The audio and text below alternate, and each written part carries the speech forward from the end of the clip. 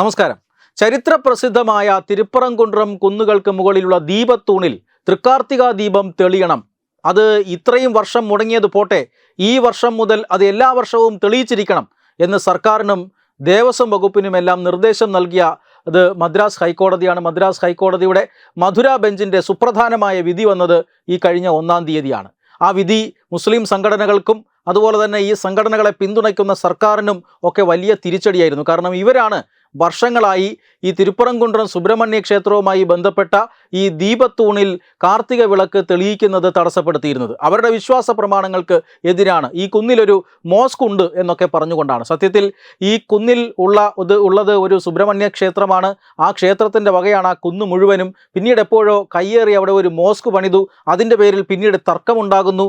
ആ തർക്കം 1923 കോടതി വിധിയിലൂടെ പരിഹരിക്കപ്പെടുന്നു. അതായത് തിരുപ്പറംകുன்றത്തിൻ്റെ ഒരു ഭാഗം, അതായത് ആ കുന്നിൻ്റെ ഒരു ഭാഗം ഈ മോസ്കിന് വിട്ടുകൊടുത്തുകൊണ്ടാണ് പിന്നീട് ആ തർക്കം അവസാനിപ്പിച്ചത്. പക്ഷേ ക്ഷേത്രാചാരങ്ങൾ ഇവിടെ മോസ്ക് ഇരിക്കുന്നു എന്നതിൻ്റെ പേരിൽ നിരന്തരം ഈ മുസ്ലിം സംഘടനകളും മോസ്കിൻ്റെ അധികൃതരുമെല്ലാം തടസ്സപ്പെടുത്തുകയായിരുന്നു. അതിന് സർക്കാർ കൂട്ടുനിൽക്കുകയാണ്. കാരണം സർക്കാരിൻ്റെ ദേവസ്വം വകുപ്പിന് കീഴിലാണ് ഇപ്പോൾ ആ സുബ്രഹ്മണ്യ ക്ഷേത്രം. അതുകൊണ്ട് തന്നെ ഇവരുമായി ഒത്തുകളിച്ചുകൊണ്ട് ഭക്തരെ വഞ്ചിക്കുന്ന പരിപാടി വർഷങ്ങളായി അവിടെ ഉണ്ടായിരുന്നു.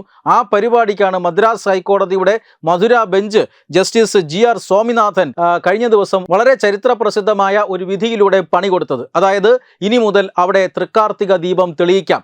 ഹിന്ദു സംഘടനകളും അതുപോലെ തന്നെ ഒട്ടനവധി ഭക്തന്മാരും വർഷങ്ങളായി നടത്തുന്ന നിയമ പോരാട്ടത്തിന് ഒരു വലിയ ഫലം കിട്ടിയ ദിവസം കൂടിയായിരുന്നു ഈ ഡിസംബർ 1. ഇന്നലെയായിരുന്നു തൃക്കാർത്തിക ദീപം തെളിയേണ്ട ദിവസം. ആ ദിവസം തന്നെ ഈ ഹർജി നൽകിയ രാമ രവികുമാർ എന്ന ഹർജിക്കാരൻ ആ പ്രദേശത്തെത്തുന്നു.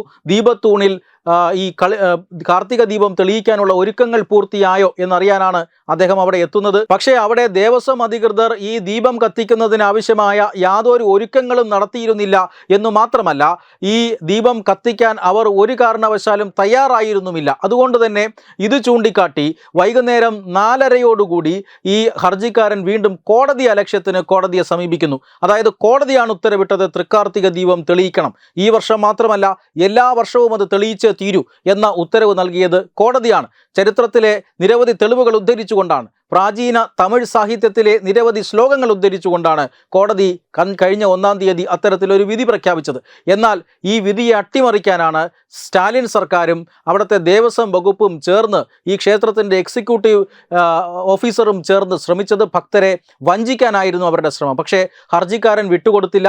4:30 അദ്ദേഹം വീണ്ടും കോടതി അലക്ഷ്യത്തിന് ഹർജിയുമായി കോടതിയെ സമീപിക്കുന്നു. കോടതി അത് അടിയന്തിരമായി കേൾക്കാൻ തീരുമാനിക്കുന്നു.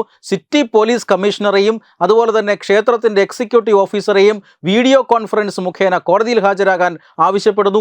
5 മണിയോടുകൂടി നടപടികൾ ആരംഭിക്കുന്നു. രൂക്ഷ വിമർശനമാണ് മദ്രാസ് ഹൈക്കോടതി തമിഴ്നാട് സർക്കാരിനെതിരെ നടത്തിയത്. എന്തുകൊണ്ടാണ് കോടതി ഉത്തരവ് പാലിക്കാത്തത്? ഇത്രയും വളരെ പ്രധാനപ്പെട്ട ഹൈന്ദവ ആചാരം മുടക്കാൻ സർക്കാർ കൂട്ടുനിൽക്കുന്നത് എന്തിനാണ് എന്ന ചോദ്യങ്ങളും കോടതിയുടെ ഭാഗത്ത് നിന്നുണ്ടായി. പക്ഷെ അതിനൊന്നും കൃത്യമായ ഉത്തരം അധികൃതരുടെ ഭാഗത്ത് നിന്നുണ്ടായിരുന്നില്ല. കാർത്തിക ദീപം കൊളുത്തിയാൽ അവിടെ വർഗീയ സംഘർഷം ഉണ്ടാകും എന്ന സ്ഥിരം പല്ലവി മാത്രമായിരുന്നു ഈ സർക്കാരിൻ്റെ പ്രതിനിധികൾ നൽകിക്കൊണ്ടിരുന്നത്. അതുകൊണ്ട് തന്നെ സിറ്റി പോലീസ് കമ്മീഷണറെ ഉൾപ്പെടെ കോടതി വിളിച്ചു വരുത്തിയിരുന്നു. പക്ഷേ സർക്കാർ ഇക്കാര്യത്തിൽ സഹകരിക്കാൻ തയ്യാറായിരുന്നില്ല. സർക്കാർ ഈ കോടതി വിധിയെ അട്ടിമറിക്കാൻ ശ്രമിക്കും എന്ന് മനസ്സിലാക്കിയ കോടതി ഉടൻ തന്നെ ഉത്തരവിട്ടത് വളരെ വിചിത്രമായ ഒരു ഉത്തരവാണ് നൽകിയത്. അതായത് ആരാണോ ഹർജിക്കാരൻ, ആ ഹർജിക്കാരനോട് തന്നെ പോയി ഈ കുന്നുകളിൽ കാർത്തിക ദീപം തെളിയിക്കാൻ ആവശ്യപ്പെടുകയായിരുന്നു. അങ്ങനെ ഒരു ഉത്തരവാണ് കോടതി നൽകിയത്. അതിന് ഹർജിക്കാരന് എല്ലാവിധ സുരക്ഷയും കോടതി സ്വയമേവ നൽകുകയാണ് ചെയ്തത്. പോലീസിനോട് പോയി സുരക്ഷ നൽകാനല്ല പറഞ്ഞത്. അതായത് മദ്രാസ് ഹൈക്കോടതിയുടെ മധുര ബെഞ്ചിന് കേന്ദ്ര സർക്കാർ ഒരു സുരക്ഷാ ഏജൻസിയെ നൽകിയിട്ടുണ്ട്. അത് CISF ആണ്. CISFൻ്റെ സുരക്ഷ കോടതിക്കുണ്ട്. അതുകൊണ്ട് തന്നെ കോടതിയുടെ സുരക്ഷാ ചുമതലയിലുണ്ടായിരുന്ന CISFൻ്റെ യൂണിറ്റിനെ ഈ പറയുന്ന ഹർജിക്കാരനോടൊപ്പം വിട്ട് കാർത്തിക ദീപം തെളിയിക്കുന്നതിനാവശ്യമായ എല്ലാ സുരക്ഷയും നൽകാൻ ആവശ്യപ്പെടുകയായിരുന്നു. അങ്ങനെ ഇന്നലെ കേന്ദ്ര സേനയുടെ സുരക്ഷയുടെ അകമ്പടിയോടുകൂടി ഇസ്ലാമിക മത തീവ്രവാദ സംഘടനകളുടെ എതിർപ്പ് മുന്നറിയിപ്പുകളെ അവഗണിച്ച് ഇസ്ലാമിക സംഘടനകൾക്ക് എല്ലാവിധ ഒത്താശയും ചെയ്തു കൊടുക്കുന്ന സ്റ്റാലിൻ സർക്കാരിൻ്റെ കുതന്ത്രങ്ങളെ അതിജീവിച്ചുകൊണ്ട്, ദേവസ്വം വകുപ്പിൻ്റെ തടയിടലുകളെ അതിജീവിച്ചുകൊണ്ട് ഭക്തർ ഇന്നലെ വർഷങ്ങൾക്ക് ശേഷം തിരുപ്പറംകുൻട്രം കുന്നിൽ കാർത്തിക ദീപം തെളിയിച്ചു. അവിടുത്തെ തൂണിൽ കാർത്തിക ദീപം തെളിഞ്ഞു. ചരിത്രപരമായ ഐതിഹാസികമായ ഒരു വിധിയുടെ പശ്ചാത്തലത്തിലാണ് ഇന്നലെ ആ ദീപം തെളിഞ്ഞത്. മതേതര രാജ്യമായ ഭാരതത്തിൽ, ഹിന്ദു രാഷ്ട്രം എന്ന് പറയുന്ന ഭാരതത്തിൽ, ഹിന്ദുക്കൾ ഏറ്റവും അധികം ജനസംഖ്യയിൽ ഏറ്റവും കൂടുതൽ ഹിന്ദുക്കളുള്ള ഈ രാജ്യത്ത് ഹിന്ദുക്കളുടെ അവസ്ഥയാണ് നമ്മൾ ഈ കാണുന്നത്.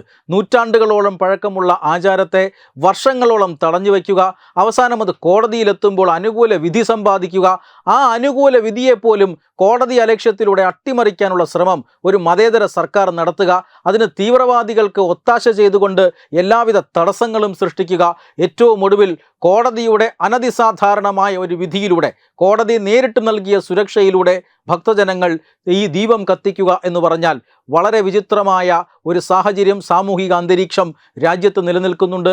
തമിഴ്നാട് പോലെയുള്ള, കേരളം പോലെയുള്ള സംസ്ഥാനങ്ങളിൽ നിലനിൽക്കുന്നുണ്ട് എന്നുള്ളതാണ് ഏറ്റവും പ്രധാനപ്പെട്ട കാര്യം.